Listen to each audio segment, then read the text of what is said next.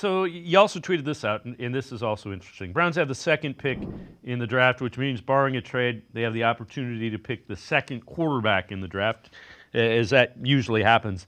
And in recent drafts, number two's been really a mixed bag. You got Jaden Daniels, C.J. Stroud; those were good. Desmond Ridder, Zach Wilson, not so good. Tua, kind of jury's still out. Daniel Jones had a good year. Sam Darnold was not great and then was good during the regular season. Struggled in their last two games that they really had to have, being the Vikings. So the bottom line, sometimes they hit, sometimes they don't hit. Sometimes the number one overall pick in those drafts wasn't as good as the number two. Yeah, I think this one's really. There's some people that just got the argument: take the quarterback, doesn't matter, just pick them, and that comes down to, well, if would you rather have had Mitchell Trubisky over Myles Garrett? Are you genuinely telling me that's your position?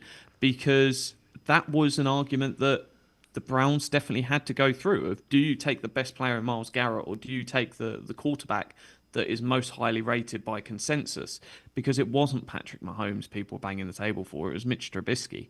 So it's one that, if you love the quarterback that is there at 2 and you genuinely believe they could be a top 16 quarterback over their rookie deal, take them, because they are more valuable than whoever else you might get that plays any other position.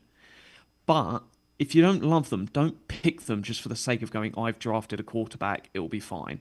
And I've got no issue. If they turn out to be a good quarterback, you can look at your Kirk Cousins, your people like that they're good but not great.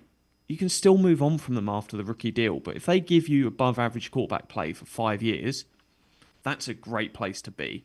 And you can constantly reassess, find other quarterbacks down the line. But that gives you a nice, hey, you've got 5 years of certainty at the position. So I think it's really going to come down to, post combine is going to be really interesting because the rumors and everything start leaking more after that. But if they genuinely believe either of these two quarterbacks are legit, top 16 quarterbacks for a 5-year window, grab them. If not, just don't do it for the sake of doing it. Yeah, keep in mind, the guys that you view as cornerstones: Denzel Ward, Myles Garrett. Myles was number 1 overall pick. Denzel was number 4 overall pick. So you got to get a guy like that if you're drafting in the top 5. It's got to be somebody that, can be that good.